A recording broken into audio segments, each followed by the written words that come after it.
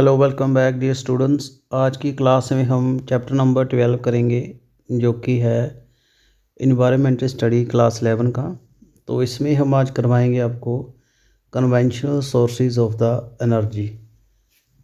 ये ऊर्जा के पुरातन परंपरागत सोर्सेज हैं, इनके बारे में हम बात करेंगे। पिछले चैप्टर में मैंने आपको एनर्जी कंजम्पशन और उसके पैटर्न्स के बारे में करवाया था।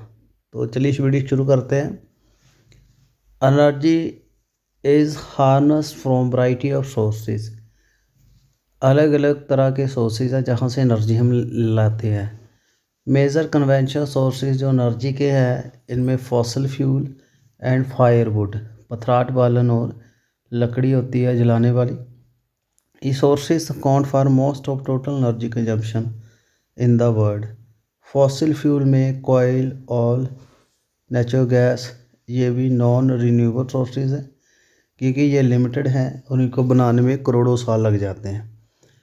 और it took million years in the nature to form fossil fuel from the marine organism and green plant. इनका एक्सेसिव यूज़ हो रहा है, इस वजह से ये ख़त्म होते जा रहे हैं। तो इसमें फ़र्स्ट ऑफ ऑल हम कोल के बारे में पढ़ेंगे, जिसको कोयला कहते हैं। ये एक कन्वेंशनल सोर्स है। कोयल एक सॉलिड होता है, बनता है ग्रीन प्लांट से, जो कि सेडिमेंटेशन के नीचे दब जाते हैं लाखों सालों तक। जब प्लांट दब जाते हैं तो कोयला बनता है। तो इसमें टेम्परेचर का होता है और प्रेशर होता है, उसमें ये डिकम्पोज होती जाती लकड़ी और ये बनता है कोयला। कोयले के जो ग्रेड होते हैं उसमें डिफरेंट कार्बन का कंटेंट होता है, मॉइस्चर का एंड वोलेटाइल कंपाउंड का। लिग्नाइट जो है सबसे सॉफ्ट ग्रेड है कोयले का। ये ब्राउन ब्लैक इन कलर होता है और ये लिटिल हीट देता है अदर के।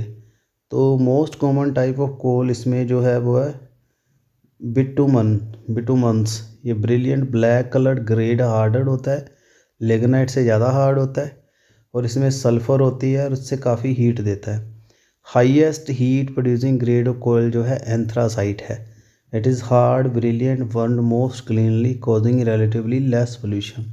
So all these three grades of coal are present underground deposit are removed from the process by the coal mining। इनको खुदाई करके कोयले की खानों से निकालते हैं। 3 तरह के कोयले की टाइप्स हैं। और इन एडिशन टू जो मेजर फ्यूल इंडस्ट्री, कोल जो है it is use in preparation of Coke.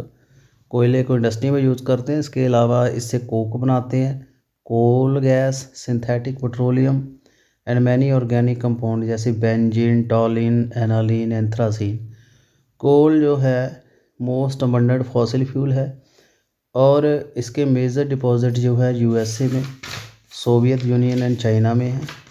As per estimation made by geological survey of India during the 1 January 2001 में जो सर्वे किया गया जियोलॉजिकल सर्वे ऑफ इंडिया का, उसने बताया कि इंडिया में 84.1 बिलियन टन ऑफ कोल है और ये जो है हमें लास्ट 200 साल तक रह सकता है कोयला। Most of coal reserve are located in Bihar, West Bengal, Andhra Pradesh, Madhya Pradesh, Maharashtra.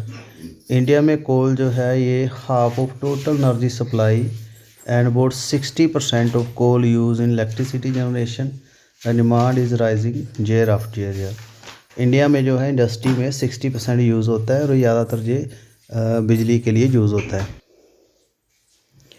और कोल माइनिंग जो प्रोसेस है and subsequent use of different purpose coal का सब्सटेंशियल डैमेज करता है एनवायरनमेंट को। कोयले की खुदाई से काफ़ी पोल्यूशन होता है और माइनिंग में vegetation and top soil remove हो जाती है अर्थ की, और एक्टिविटी डिस्ट्रॉय करते हैं natural habitat of wild animal.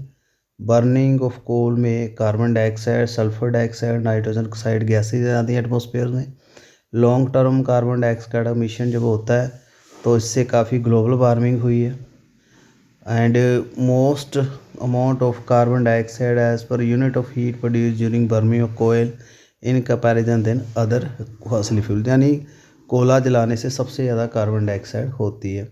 Worker engage in under coal mining में जो काम करते हैं उनको हेल्थ इंजरीज़ काफ़ी होती हैं और सांस लेने की काफ़ी बीमारियां हो जाती हैं। The uninterrupted supply of coal to distantly located thermal power plant is not an easy task. दूर तक कोयला ले जाना थर्मल प्लांट तक ये भी खतरे का काम है। उसके बाद दूसरा कन्वेंशनल सोर्स है ऑयल, तेल, जो कच्चा तेल क्रूड ऑयल और पेट्रोलियम, ये डार्क ऑयली लिक्विड होता है और हाइड्रोकार्बन का बना होता है और कुछ इसमें सल्फ़र, नाइट्रोजन, ऑक्सीजन भी होती है। पेट्रोलियम ग्रीक वर्ड पेट्रा से लिया गया है जिसका मीनिंग होता है रॉक, ओलियम का मीनिंग होता है ऑयल, और ये फॉर्म्ड हुआ नेचर में when large number of marine microscopic died होते हैं और नीचे मर जाते हैं, यानी जानवरों के मरने से और नीचे दबने से ये जो पेट्रोलियम बनता है। हीट एंड प्रेशर के इफ़ेक्ट से क्रूड ऑयल बनने में मिलियन साल लग जाते हैं। और presence of petroleum deposit detected through exploration, impermeable rock and structural trap around, ऐसे अंदाज़ा लगाते हैं। Well are drill at promising site and petroleum is pumped out, नीचे कूद के कुएँ निकाले जाते हैं कोयले के, पेट्रोलियम के, और अंदाज़ा लगाया जाता है, उससे पंप करके बाहर निकालते हैं। It is separated into purposeful product, इसके प्रोडक्ट बनाते हैं जैसे गैसोलीन जिसको पेट्रोल कहते हैं, diesel, kerosene, naphtha, asphalt. Process of separating crude oil into different purposeful, इसको कहते हैं रिफाइनिंग ऑफ पेट्रोलियम। पेट्रोलियम की रिफाइनिंग से अलग अलग तेल निकालते हैं। इस पर्पस के लिए इसको फ्रैक्शनल डिस्टिलेशन करवाते हैं और इसमें heating of crude oil to vaporate different component at the specific boiling point, जब इसको उबालते हैं अलग अलग बॉइलिंग पॉइंट के ऊपर अलग अलग तरह के तेल आते हैं। पेट्रोलियम प्रोडक्ट में डीजल, गैसोलीन जो है ये ट्रांसपोर्ट सेक्टर में काम आते हैं। लिक्विफाइड पेट्रोलियम गैस LPG ये घरों में खाना पकाने के काम आती है। पेट्रोकेमिकल जो क्रूड ऑयल से निकलते हैं वो फर्टिलाइज़र में यूज़ होते हैं, पेंट में, प्लास्टिक में, pesticide, synthetic fibre and medicine में।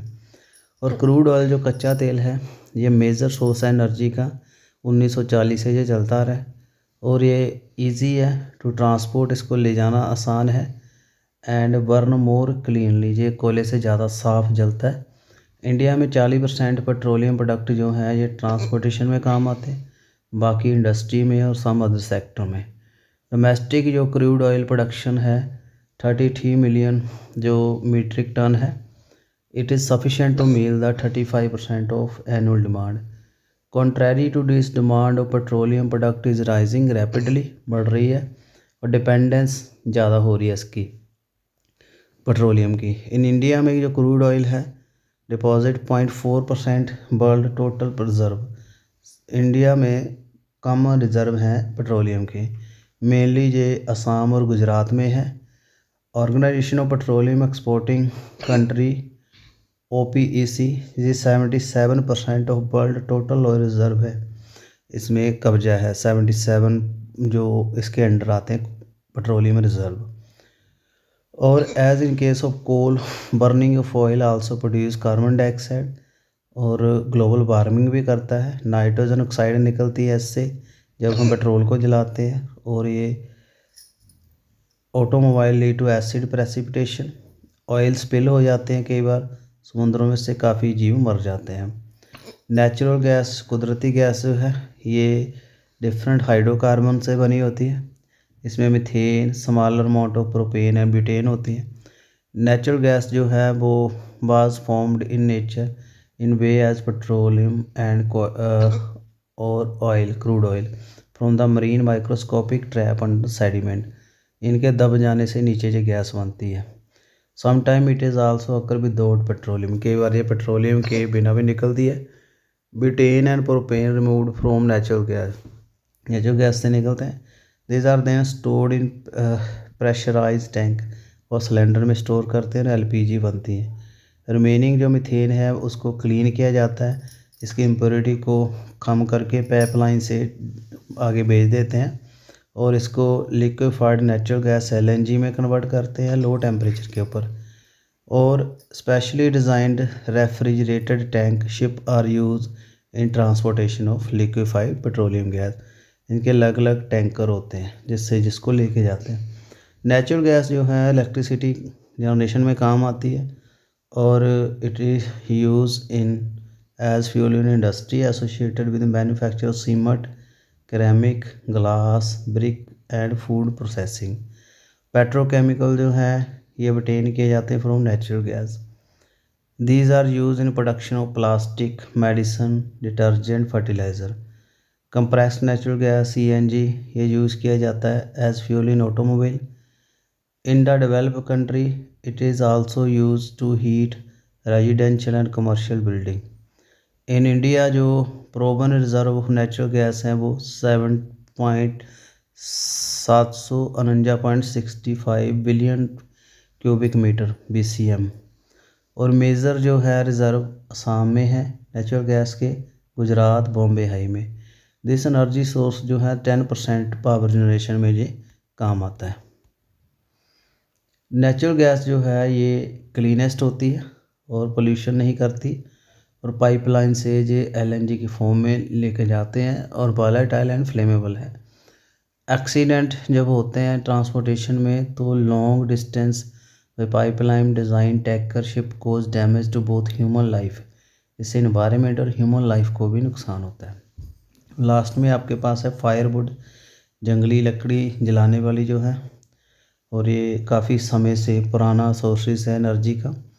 Till middle of 19 it is remained is the most important source and about half of the world population अभी तक भी इसके ऊपर डिपेंड है। फायरवुड जो है ऑब्टेन करते हैं जंगलों से, और ये नॉन कमर्शियल सोर्सेज है। इसको जब हम जलाते हैं तो केमिकल एनर्जी ऑफ वुड जो है जो फोटोसिंथेसिस से बनी है उसको हम हीट एनर्जी में कन्वर्ट करते हैं। और फायरवुड जो है इसके काफ़ी डिसएडवांटेज भी हैं। इसमें हाई कंटेंट होता है मॉइस्चर का, जब ये जलती है तो काफ़ी धुआं निकलता है, और इससे इंडोर और आउटडोर पोल्यूशन होता है। सल्फ़र के, नाइट्रोजन के ऑक्साइड इन्वायरमेंट में आते हैं, और 80% तक रूरल एरिया में इसका यूज़ किया जाता है अर्बन के comparative. On sustainable basis our forest can provide 28 million ton of firewood every year. हमारे जंगल इतनी लकड़ी हर साल दे सकते हैं जलाने के लिए, बट हमारी ये डिमांड है इससे कंपैरेटिव बहुत ज़्यादा है। ये डिमांड आगे से आगे इंक्रीज़ हो रही है क्योंकि पॉपुलेशन बढ़ रही है। फायरवुड एक रिन्यूएबल सोर्सेज है। अगर फॉरेस्ट को not harvested faster they grow back, अगर जंगलों को ज़्यादा काटा ना जाए, बार बार प्लांट लगाया जाए तो ये रिन्यूएबल हो सकता है। तो ये सारे सोर्सेज जो इस चैप्टर में मैंने आपको करवाए ये थे कन्वेंशनल सोर्सेज ऑफ एनर्जी, और अगले चैप्टर में non conventional sources of energy करेंगे। तो तब तक के लिए चैनल के साथ बने रहिएगा। वीडियो अच्छा लगा हो तो ज़्यादा से ज़्यादा शेयर करना, बेल आइकन प्रेस करके ऑल के ऊपर क्लिक कर देना, और EVS के जो प्रीवियस चैप्टर हैं 11 चैप्टर आपको करवा चुका हूँ पहले, उनको अगर आपने देखना हो तो प्लेलिस्ट में क्लिक करके देख सकते हैं। So thank you very much for watching this video. I hope this video is useful for you. Thank you and have a nice day.